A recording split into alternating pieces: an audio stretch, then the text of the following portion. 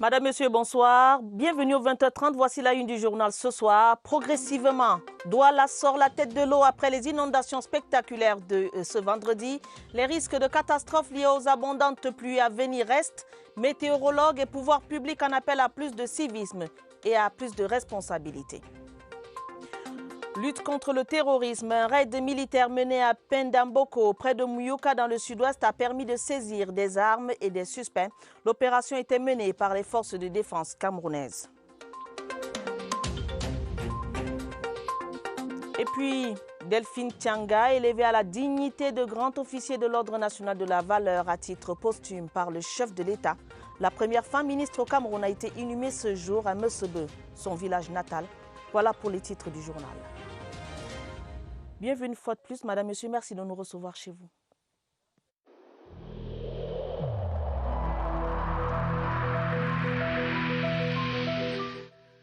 Le port du masque dans l'espace public restera obligatoire jusqu'à nouvel ordre.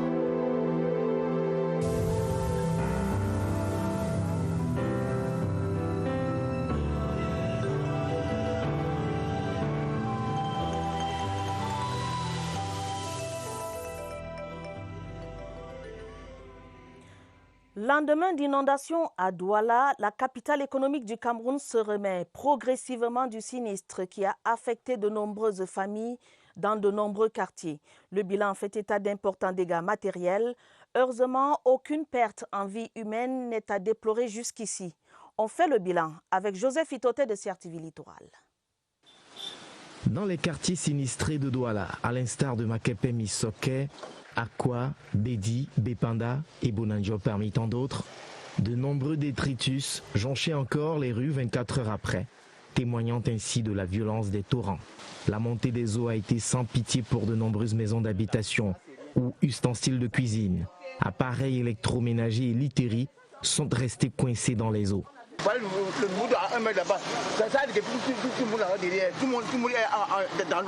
Les commerces n'ont pas été épargnés. Nombre d'entre eux ont pris l'eau. On dirait que ça va déjà à 2 mètres d'auteur. Il faut donc savoir avec toutes les installations qui sont en bas, les machines et tout ça. Pour l'heure, les municipalités organisent les secours et l'assistance aux familles sinistrées. Nous allons ouvrir des centres d'hébergement de certains sinistrés. Nous allons y mettre L'observation, la pluie n'est pas dans ces derniers retranchements. Il y a fort à parier qu'il tombe encore des cordes dans les prochains jours. Ces inondations remettent sur la sellette l'épineuse question du manque de proactivité, d'anticipation des risques ou encore de prévention. L'Observatoire national des changements climatiques avait pourtant sonné l'alerte des averses abondantes. Le ministre de la décentralisation et du développement local a instruit l'organisation de campagnes de salubrité dans les communes. À Douala, les services de météorologie recommandent aux populations d'éviter les zones à risque. Édouard Penda nous en dit plus. Selon le service régional de la météorologie du littoral, le mois d'août est généralement le plus froid de l'année à Douala avec un taux de pluviométrie élevé. Les pluies survenues ce 21 août dans la métropole économique sont une alerte à l'endroit des populations de la région du littoral et de la capitale économique en particulier. L'Observatoire national sur les changements climatiques, ONAC, a prévenu les différentes régions du pays et celles les plus vulnérables, à l'instar du littoral. Donc nous sommes mobilisés en relation avec les administrations compétentes et les populations, elles également, qui doivent intégrer l'information météorologique dans la planification de leur activité quotidienne et qui doivent également mesurer à travers ces prévisions météorologiques les risques auxquels elle s'expose. Il a été recommandé aux populations de prendre en compte les données météorologiques diffusées tous les samedis sur CR TV Littoral entre 12h30 et 13h. La tendance climatique observée depuis le début du deuxième semestre se poursuit donc. Le Cameroun enregistre de fortes précipitations qui entraînent de grandes et graves inondations. Alors que les dégâts sont déjà importants, les prévisions, elles, annoncent d'autres averses. Rodrigue Bertrand-Tuino. À travers le triangle national, y compris dans les régions septentrionales, où les pluies sont souvent rares et attendues avec grande impatience, les pluies quasi-diluviennes tombent et laissent de plus en plus les populations dans la détresse. Ce n'est que le début, selon les prévisionnistes. Les chiffres des adverses annoncés sont terrifiants. 300 mm de précipitations indiquées par la météo pour cette saison pluvieuse. Dans le bulletin saisonnier des prévisions publié par l'Observatoire national des changements climatiques, il est indiqué que le Cameroun connaîtra un taux excédentaire de précipitations dans certaines localités et des cumuls excédentaires du nombre de jours de pluie dans d'autres. Tout l'extrême nord, par exemple, est menacé. Dans le nord, les populations de la Benue et du Mayoré devraient s'attendre à d'énormes précipitations. Dans le centre, 7 départements, parmi lesquels le Fundi. Le département du Noun sera particulièrement touché dans la région de l'Ouest. Des cas de glissement de terrain sont à craindre dans le sud-ouest, le Lébialem particulièrement, l'ouest, le littoral et le centre. Le bon côté de cette situation est le rechargement assuré de la nappe phréatique. Quittons le front de lutte contre les inondations pour un autre front, celui de la lutte contre le terrorisme, où des personnes suspectées d'appartenir à des groupes séparatistes ont été interpellées.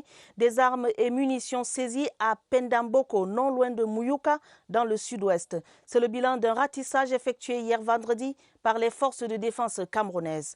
Les opérations se sont déroulées en présence du commandant de la 2e région de gendarmerie et celui de la 2e région militaire interarmée.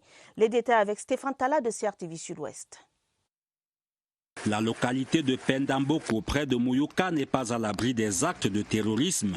Une opération de ratissage a permis aux éléments de la 21e brigade d'infanterie motorisée et de la Légion de gendarmerie du Sud-Ouest d'interpeller quelques suspects. Il y a une quarantaine de suspects et il y a des opérations de gendarmerie qui vont se poursuivre pour savoir qui est coupable et qui ne l'est pas.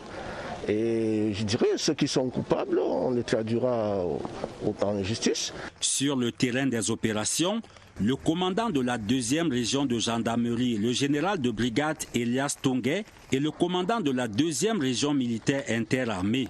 L'ennemi adapte ses stratégies. Donc il est question de fouiller dans la population pour extraire les mauvais et garder les bons citoyens. Mais comme c'est un exercice délicat, il faut que nous nous assurions que nos hommes le font avec tout le professionnalisme qui s'impose, qu'ils respectent les droits des citoyens. Et il faut que nous rassurions la population. 5 fusils de fabrication artisanale, des munitions et quelques armes blanches ont été saisies au cours de cette sortie musclée. Restons avec les forces de défense avec cette passation de commandement au tribunal militaire de Yaoundé. Le chef d'escadron Serlin Belinga est le nouveau commissaire du gouvernement de cette institution. Il a été installé par le directeur de la justice militaire au ministère de la Défense. Le colonel Sipa a instruit la cohésion avec le personnel et la célérité dans le traitement des dossiers. Détail, Pierre Evembe. Un nouveau souffle au tribunal militaire de Yaoundé. Les soldats de la justice, sous la houlette du colonel Didier Sipa, directeur de la justice militaire au ministère de la Défense, ont procédé plus qu'à une passation de commandement, à une passation de consigne au chef de bataillon Serlin Belinga, magistrat et précédemment en service à la direction en charge de ce secteur au MINDEF.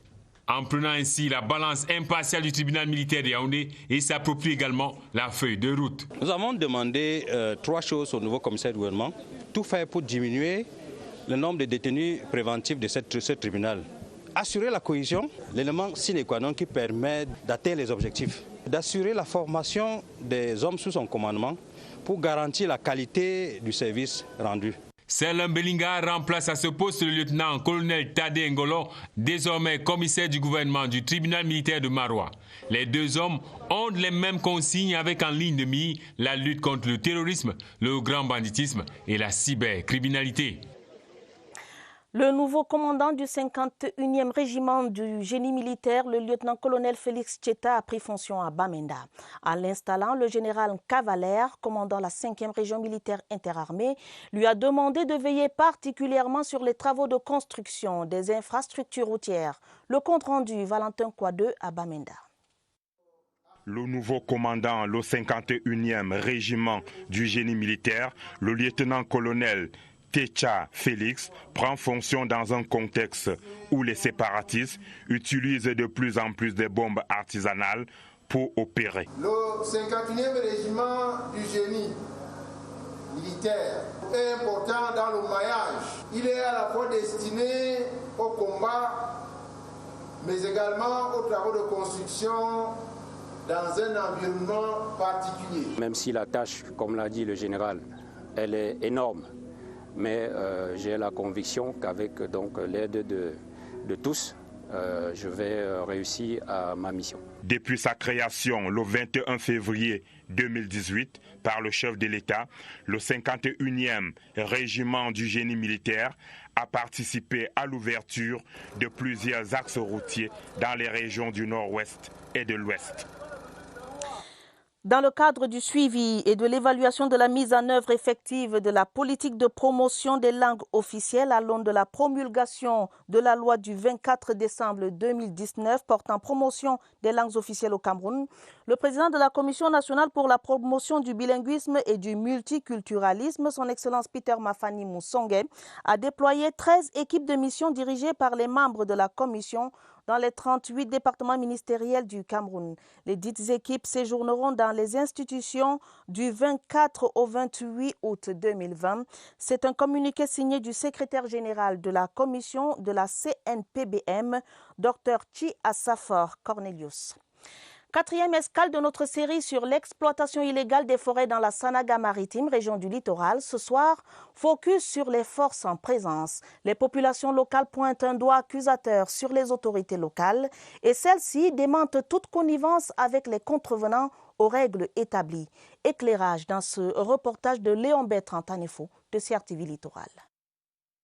Le trafic n'a pas épargné le domaine royal. Les exploitants illégaux du bois Angambé ont procédé à des coupes jusque dans la plantation du chef du village. Et ceci dans la plus grande clandestinité. Nous, on ne les connaît pas. On ne les connaît pas. Mais où c'est qui Dieu merci parce qu'avec l'aide de monsieur le maire, on est venu barrer ici pour que les camions qui sortaient dans le terrain de ce monsieur ici soient bloqués au moins. Pourtant, dans le village, la grogne monte. Les autorités et l'élite sont suspectés de complicité avec ces opérateurs véreux qui exploitent les ressources sans contribuer au développement de la localité. Le maire même est soupçonné. Parce que quand quelque chose se passe dans son unité de commandement et qu'il ne soit pas informé, n'est-ce pas? L'élite même me soupçonne d'être complice de ces opérateurs véreux. J'ai saisi officiellement le ministre des Forêts et de la Faune. Des suspicions qui pourront bientôt trouver des éclaircissements avec les procédures engagées. Mais pour l'instant, c'est l'ère du soupçon. La suite de cette série demain. De nouveaux responsables du ministère de la Jeunesse et de l'Éducation civique installés dans leurs fonctions. Le ministre Mounouna Futsu, qui présidait la cérémonie hier à Yaoundé, a rappelé les défis à relever et encouragé les promus à plus d'ardeur au travail. Yvonne Gaël-Avebe nous en dit plus. Le travail bien fait mérite une récompense. Ils sont 10 au total à avoir récemment été nommés par le Premier ministre, chef du gouvernement Joseph Dione Ngouté, et le ministre de la Jeunesse et de l'Éducation civique Mounouna Futsu, aux différents postes d'inspecteur de service, directeur, sous-directeur, chef de cellule et chargé d'études. Le ministre Mounouna Futsu a présidé la cérémonie d'installation des promus en rappelant que l'insertion économique des jeunes et la lutte contre les fléaux sociaux auxquels ils sont exposés font partie de leur mission. Je vais mettre tout ce qui m'est dévolu comme mission désormais, à savoir dynamiser le volontariat au Cameroun et assurer l'insertion sociale des jeunes en difficulté en exergue. Les défis qui interpellent le ministère de la Jeunesse et de l'Éducation civique sont nombreux. Mesdames et messieurs les nouveaux responsables, au travail. Félicitations aux promus. L'Agence du service civique national de participation au développement relance la formation des jeunes appelés et des volontaires. Annonce faite par le directeur général de cette institution au cours d'un point de presse hier à Yaoundé. L'opération cible quelques 1850 jeunes des 10 régions du Cameroun. Viviane Karine-Evina pour les détails. Le service civique national de participation au développement va enrôler 1850 jeunes appelés et volontaires aux métiers sylvo-agro-pastoraux dès lundi 24 août 2020. Cette opération, qui consiste à fixer ces Camerounais dans des villages pionniers de production, se déroule dans un environnement de crise sécuritaire et sanitaire. Un point d'honneur a toutefois été mis sur le respect des gestes barrières. Tous les centres disposent déjà des kits nécessaires, thermoflash, masques faciaux, gel hydroalcoolique et des robinets pour le lavage systématique des mains. Des dispositions ont été également prises tant au niveau des dortoirs qu'au niveau des réfectoires afin de respecter la distanciation sociale. La signature de la convention de partenariat entre l'agence et les communes et villes unies du Cameroun est venue concrétiser la volonté de synergie des principaux acteurs à accompagner ce processus. Restons avec les jeunes pour dire que l'université adventiste Kosendai livre une nouvelle cuvée d'étudiants arrivés en fin de formation. La 22e promotion baptisée Faiseurs de tentes a pour parrain le professeur Jean-Marie Kassia, l'administrateur directeur général du CRASER. La remise des parchemins s'est déroulée au campus de Nanga et Boko. Voici le compte rendu d'Étienne Pascal Azégué. Le parrain mène la procession académique et ceux qui l'ont choisi comme modèle suivent ses pas. Le professeur Jean-Marie Kassia est le parrain de la 22e promotion des étudiants arrivés en fin de formation à l'université adventiste Kosendai. Son choix est tout un symbole, tout comme le nom de baptême de cette cuvée. Notre rôle était de venir encourager ces jeunes, leur transmettre des messages d'espoir, qu'eux aussi ils peuvent. Eux, choisir qu'ils sont des faiseurs de tentes, ça veut dire qu'effectivement, eux, ils sont appelés maintenant à faire comme Saint Paul. Les 100 lauréats en théologie, santé, sciences de l'éducation, gestion et informatique sont issus de 8 pays d'Afrique. Ils reçoivent leur parchemin des mains du représentant du ministre d'État, ministre de l'Enseignement supérieur. L'inspecteur général, professeur Marcel Foudanjodo, n'a pas tari d'éloges à l'endroit de l'université adventiste Kosendai, étant l'unique université nationale au Cameroun. Une cérémonie qui s'est déroulée en présence des autorités administratives et municipales de Nanga et des parents des lauréats qui sont désormais des faiseurs de tentes. 78 millions de francs CFA, c'est le montant que le gouvernement camerounais et la Banque mondiale vont débloquer pour le financement d'une dizaine de micro-projets à Mandjou, dans la région de l'Est. C'est dans le cadre du programme des travaux publics à haute intensité de main-d'œuvre du projet Filets sociaux. L'activité qui s'étend sur 3 mois consacre une place de choix au projet d'intérêt communautaire et cible quelques 500 réfugiés. Victorine Beguel nous en dit plus. Mandjou, qui est l'une des villes pilotes du programme de travaux à haute intensité de main-d'œuvre dans la région de l'Est, connaît une présence remarquable de réfugiés centrafricains. C'est plus qu'une aubaine pour cette communauté qui verra 500 de ses membres bénéficier d'un emploi temporaire. À Mandjou, aujourd'hui, 1000 bénéficiaires. Et ces bénéficiaires sont composés de 50% de réfugiés et 50% de population haute. Routes, pistes, assainissement urbain, irrigation et agriculture sont entre autres projets et infrastructures économiques qui seront éligibles pour ce financement. À cet effet, un groupe de travail communal a été mis en place dans le but de constituer une banque de micro-projets de l'ensemble des villages de Mandjou. Nous allons donc sélectionner les ménages bénéficiaires. On voudrait que les femmes soient beaucoup représentées dans ces micro-projets-là. Ce programme qui s'étale sur 3 mois a été financé à hauteur de 78 millions de francs CFA par le gouvernement et la Banque mondiale. À terme, il permettra à plus d'un de sortir de la précarité. Ce projet qui doit à coup sûr booster l'économie de nos populations. Seules les communes de Mandjou et de Goura sont concernées par le programme TIMO dans la région de l'Est.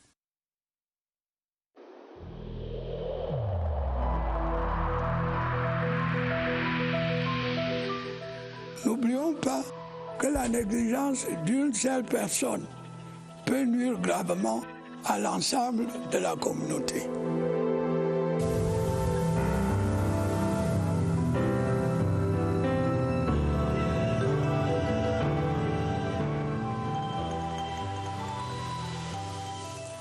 La riposte anti-Covid-19 au Cameroun, comme elle va dans nos différentes régions, ce samedi arrêt dans la région du Nord. Alors retrouvez notre reporter Évariste Yenga qui est au centre des opérations d'urgence de santé publique en visioconférence avec son invité, le docteur Djamila Touleila, la déléguée régionale de la santé publique pour le Nord. Évariste Yenga, bonsoir. Vous avez l'antenne. Bonsoir, Atta Badiné Omar, le duplex de ce samedi nous met en liaison avec le Nord, une région qui est jusqu'aujourd'hui, on va dire, la plus indemne. Elle a été la moins touchée, 133 cas. Et la nouvelle, c'est qu'aucun malade ne se trouve à l'hôpital dans la région du Nord. Là-bas, on va à la rencontre du docteur Djamilatou Lela, délégué régional de cette région sanitaire. Bonsoir, madame le délégué. Bonsoir, Évariste. Est-ce qu'on peut avoir une idée globale de la situation épidémiologique de votre région? Et puis, pouvez-vous nous dire ce que vous entendez faire pour continuer à la préserver?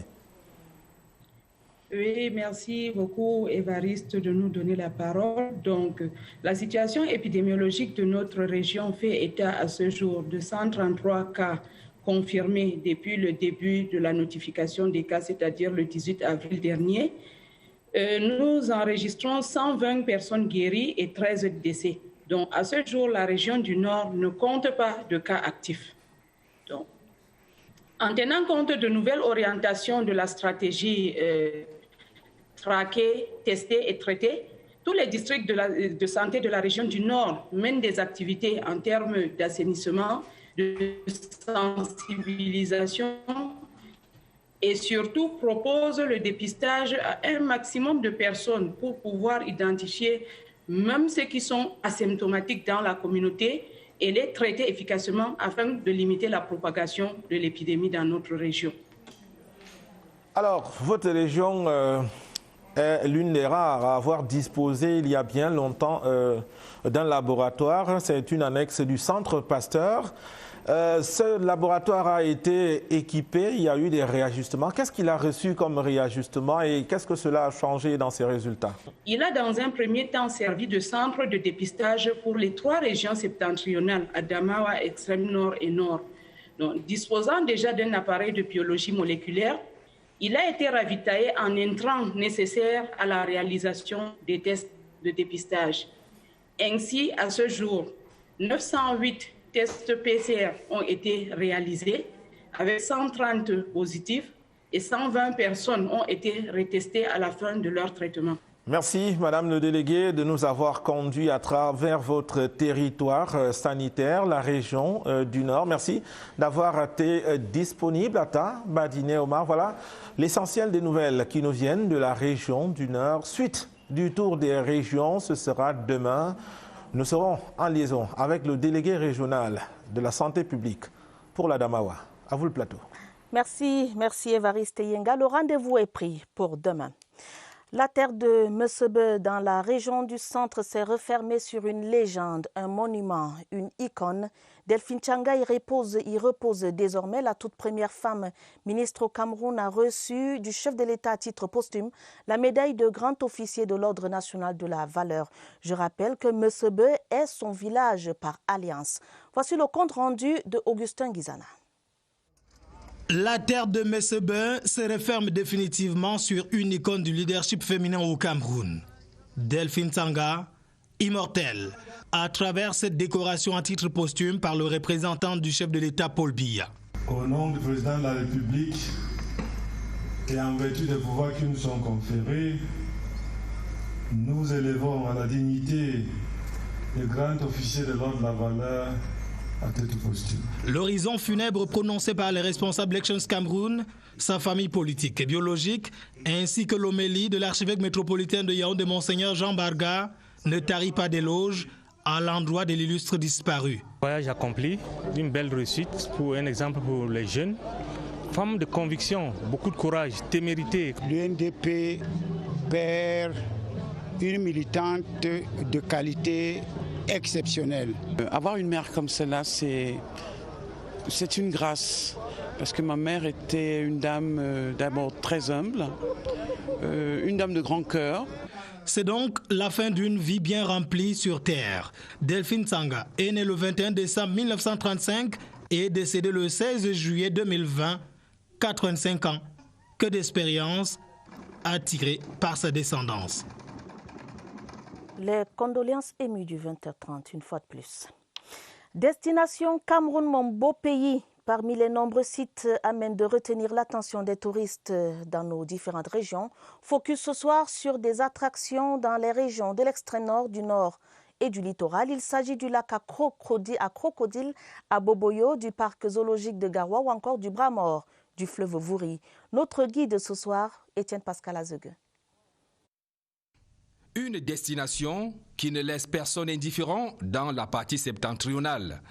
Un lac qui grouille de crocodiles et attire de nombreux visiteurs dans la localité de Boyo, située à 6 km de Kaélé, le chef-lieu du Mayokani. Le lac est né de l'exploitation de la carrière dans le souci d'aménager la route qui dessert aujourd'hui Magada, Kaélé et Yagua. En descendant d'un cran, nous tombons dans une forêt en pleine zone sahélienne, à Garoua, dans la région du Nord. Des lions et autres espèces rares se côtoient. C'est la marque déposée du jardin géologique qui ne désemplit pas. Des visiteurs viennent de partout admirer cette beauté. En pleine ville. Le jardin zoologique de Garoua a été créé vers les années 70 lors de la visite du président sénégalais Sédar Senghor. Dans la région du littoral, c'est ce bras mort du Rio dos Camarouès, la rivière des crevettes telle que définie par les Portugais, le Vouri.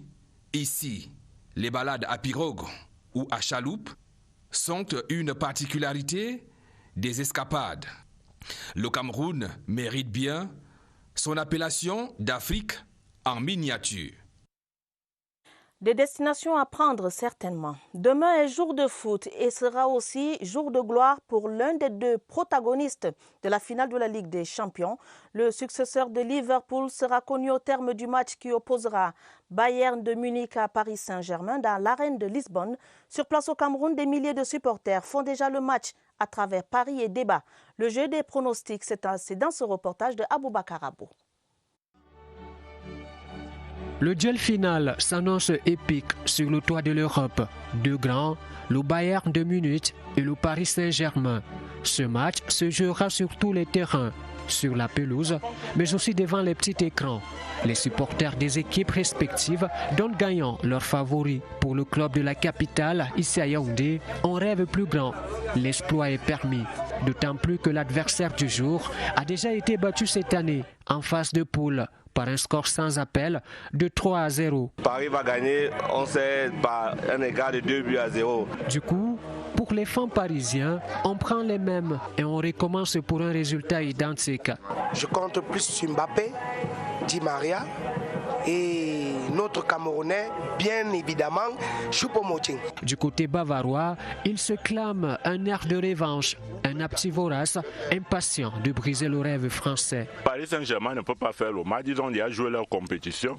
Ils ont même déjà fait l'essentiel, c'est de franchir le cap des demi-finales et arriver en finale. Le Bayern de Munich va gagner au moins par 3 buts d'écart. Amis pour la vie, mais adversaires d'un soir, on prend déjà les paris. Quoi qu'il en soit, la balle sera au centre ce dimanche. Et ce dimanche, il y aura un vainqueur et un perdant. Fin de ce journal préparé avec la collaboration de Mirabel Tala. Prochain rendez-vous avec l'information, ce sera à minuit. Vous serez en compagnie de Gideon Tazo et de Joseph Guetta Mandeng. Mesdames, Messieurs, restez prudents. Prenez soin de vous, prenez soin de vos familles. Merci de nous rester fidèles. Bonne soirée à tous.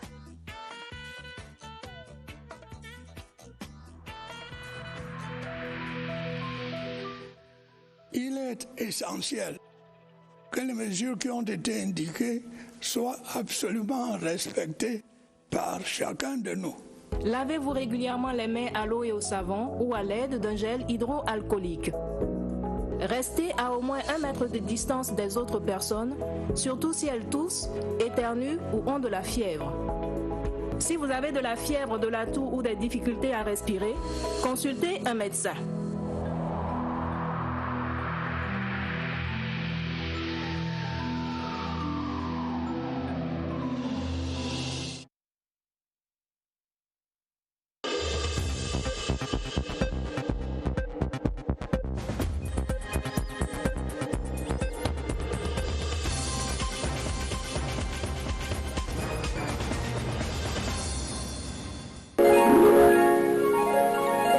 CRTV News, ici, toute l'info.